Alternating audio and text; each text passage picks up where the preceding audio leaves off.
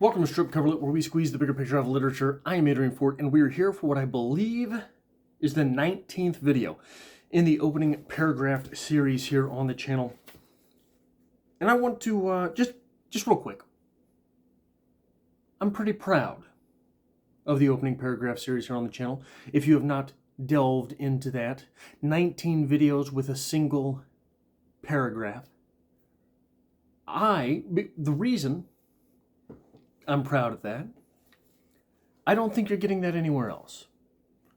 I think something so trite is something you're only going to get from me. I think something so pretentious is something you're only going to get from me. I think something so damned banal, that's something you're only going to get from me. Nobody else, baby, nobody else is focusing that intently on just one paragraph.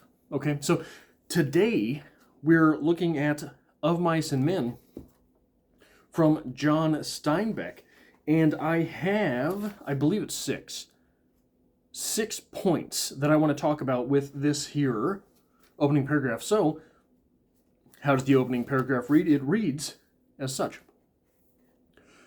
A few miles south of Soledad, the Salinas River drops in close to the hillside bank and runs deep and green. The water is warm, too, for it is slipped twinkling over the yellow sands in the sunlight before reaching the narrow pool.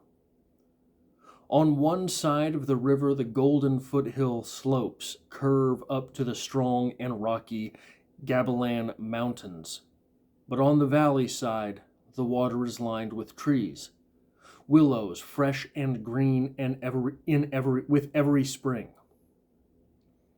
carrying in their lower leaf junctures the debris of the winter's flooding, and the sycamores with mottled, white, recumbent limbs and branches that arch over the pool. On the sandy bank under the trees, the leaves lie deep and so crisp that a lizard makes a great skittering if he runs among them. Rabbits come out of the brush to sit on the sand in the evening, and the damp flats are covered with the night tracks of coons, and with the spread pads of dogs from the ranches, and with the split wedge tracks of deer that come to drink in the dark. One more time, just because I think I might have screwed it up pretty good there. A few miles south of Soledad, the Salinas River drops in close to the hillside bank and runs deep and green. The water is warm too, for it has slipped twinkling over the yellow sands in the sunlight before reaching the narrow pool. On one side of the river, the golden foothill slopes curve up to the strong and rocky Gabilan Mountains, but on the valley side, the water is lined with trees, willows fresh and green with every spring, carrying in their lower leaf junctures the debris of the winter's flooding, and sycamores with mottled, white, recumbent limbs and branches that arch over the pool. On the sandy bank under the trees, the leaves lie deep and so crisp that a lizard makes a great skittering if he runs among them. Rabbits come out of the brush to sit on the sand in the evening, and the damp flats are covered with the night tracks of coons, and with the spread pads of dogs from the ranches, and with the split wedge tracks of deer that come to drink in the dark. So the first thing I want to talk about, you're opening with a description of the land. You're opening with a description of the place. Why would you open with a description of the place? You've got an establishing shot there. Oftentimes, an establishing shot in literature is set when the characters are foreign to the land. Think of Hills Like White Elephants.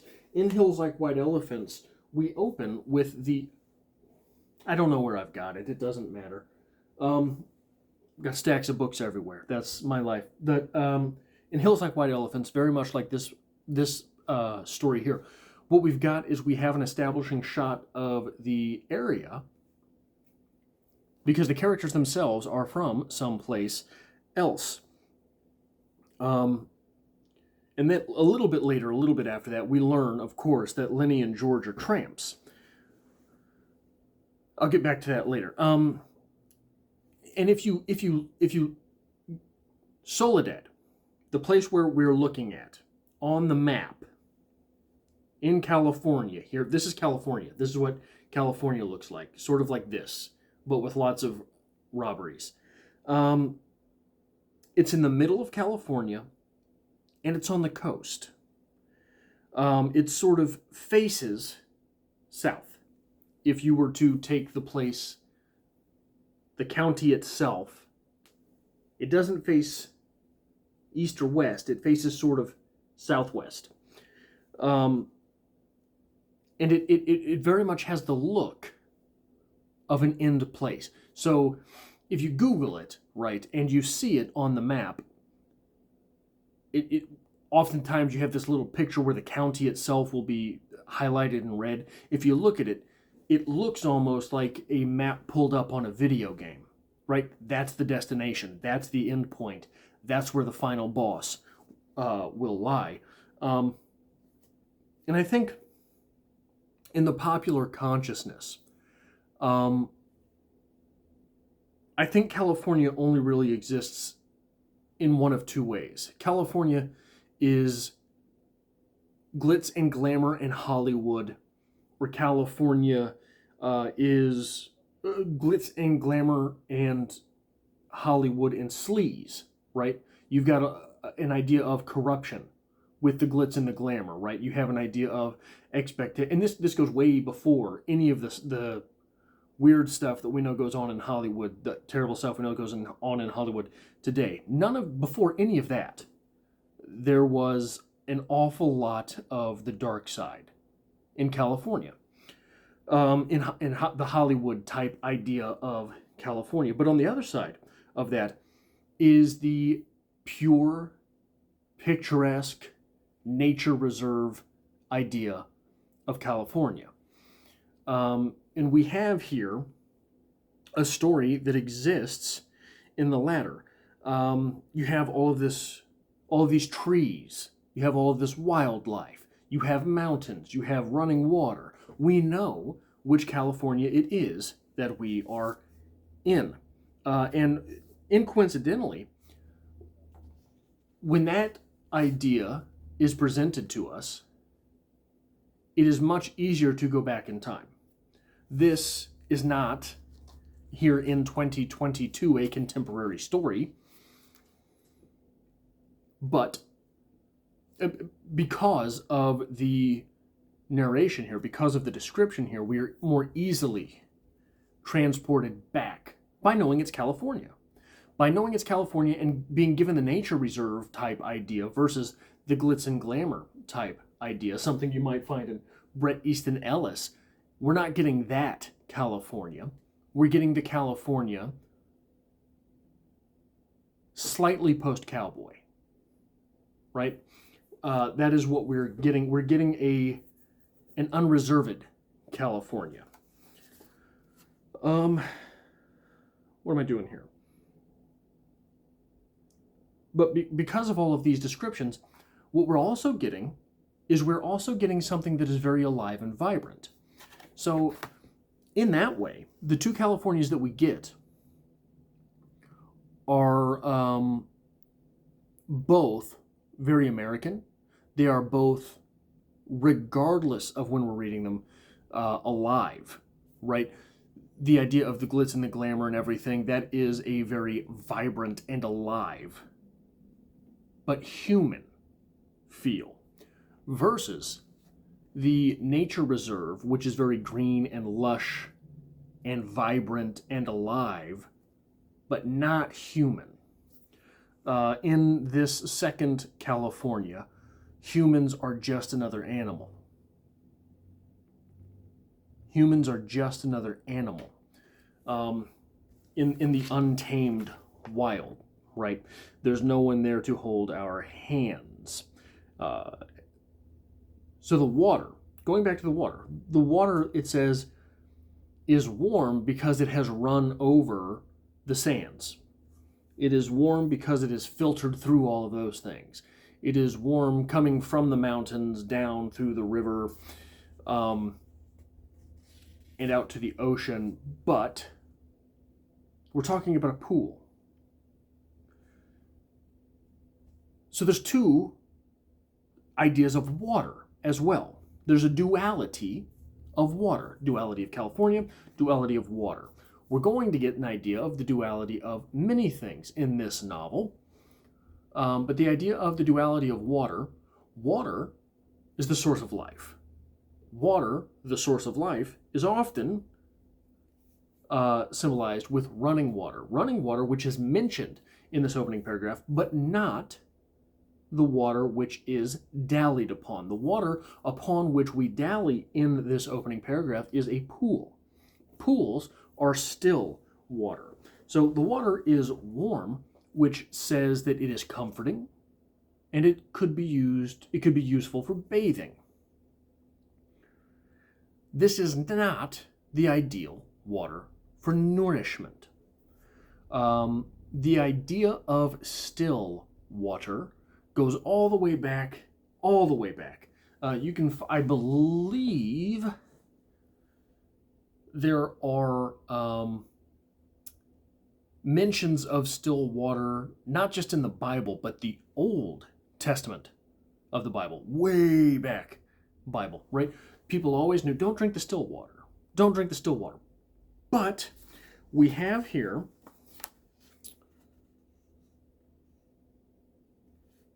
and the split wedge tracks of the deer that come to drink in the dark. The deer that come to drink in the dark. The deer are using this water for nourishment. It should not be used as water for nourishment, however, for people. And the deer come there to drink in the dark, in the nighttime.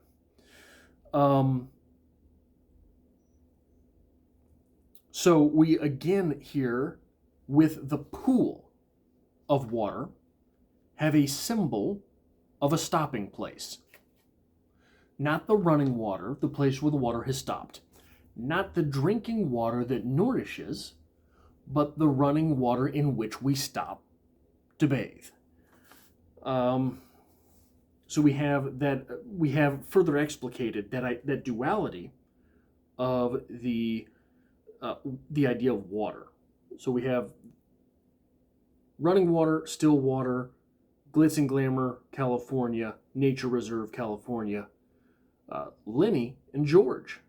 We don't have that yet here, so I can't talk about it in this video. Shouldn't talk about it in this video. This video is about the opening paragraph. That's how you found it in this opening paragraph playlist. Number 5. The number 5 talking point here. The animals themselves. We have that mention of rabbits. Well, if you're here, I'm willing to bet you know how this novel ends. This novel ends on a point about the rabbits, doesn't it? Lenny sure does like rabbits, doesn't he? What are those rabbits used as a lure to do? Rabbits are the thing for which Lenny lives. Little animals are the things for which Lenny lives. So I think that it is also the thing for which he dies. Another duality. Look, I think it's also fairly obvious when you get into the story here. The rabbit can symbolize Lenny. So we've got this host of other animals. Which of those animals symbolizes George? I always say Lenny and Carl. I always want to say Lenny and Carl. We have, what about the lizard? The lizard is mentioned. The lizard that would be making those noises running along the leaves. The lizard is cold-blooded. The lizard is alone. Okay, so maybe. Is George the raccoon? Raccoons sneaking, raccoons conniving, raccoons wise, maybe. What about is George the dog that is briefly mentioned? Dogs are the best friend.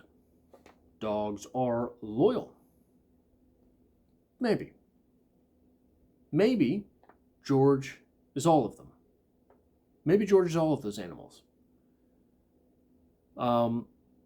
Is he the deer? I don't know. Maybe not. I don't think so. Deers are seen as many other things, but I don't think any of them drinking in the nighttime. Maybe that's the George part of it. But I don't think any of the other things could meaningfully, any of the things for which deer are often used to represent could be meaningfully drawn towards George. Perhaps towards Lenny, as they are normally seen as more innocent animals, but I'm not sure. I would be open to interpretations from anyone else about that part of things. The last thing that I want to talk about, in accordance to the opening paragraph of Mice and Men, the Gavilan Mountains. Gavilan Mountains. Is this mountain an obstacle or an accomplishment? This is another duality. The mountain is seen as the great thing. Mountains are also seen as trials, tribulations. You have to cross the mountains. So you have trial, tribulation, or target, right? In the middle of the story, this idea feels very much like the stopping place. The mountain feels like the stopping place because George and Lenny have found some place where they, maybe they belong. Maybe they can make their way. Maybe they can get through some things. Maybe they can pass the time. There seems to be enough for them to do. But by the end of the story, the fact that we're given that mountain at the very beginning seems a little bit like the gun planted in Act 1. It has to go off by Act 3, and it does. But the idea of that mountain there seems more like a tribulation when you get to the end of the story. But also a gabilan. Gabilan, Spanish for sparrowhawk.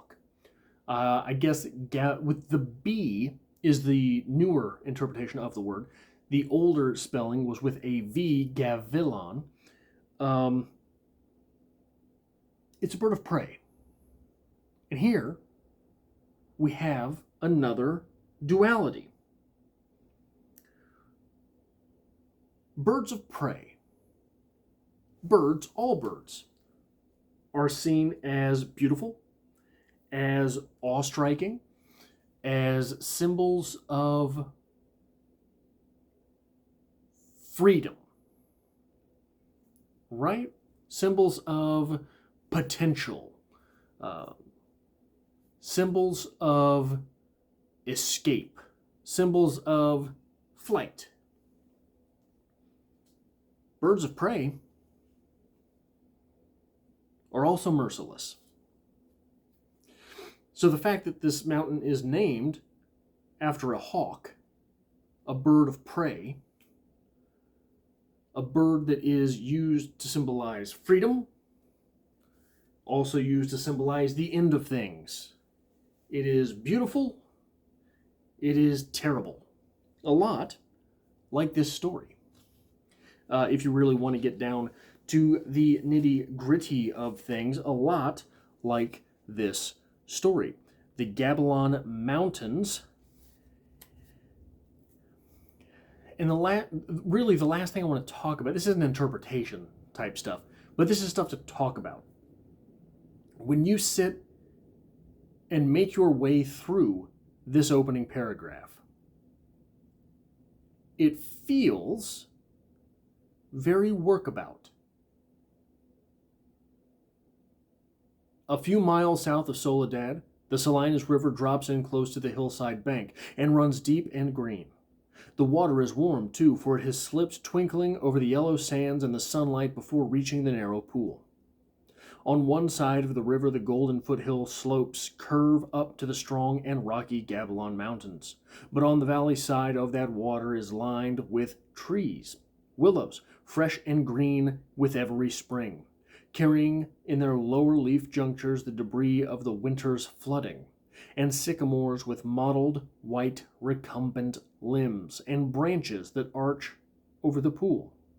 On the sandy bank under the trees, the leaves lie deep and so crisp that a lizard makes a great skittering if he runs among them. Rabbits come out of the brush to sit on the sand in the evening, and the damp flats are covered with the night tracks of coons, and the spread paths of dogs from the ranches, and with the split wedge tracks of deer that come to drink in the dark. That is all I have for this video. I mean, just think about that. The beauty in those words, but they're very workabout. They're very, here's this, there's that, because of this, because of that, and these things go there. But that is all I have for this video. I hope to see you back for the 20th video here in the opening paragraph playlist.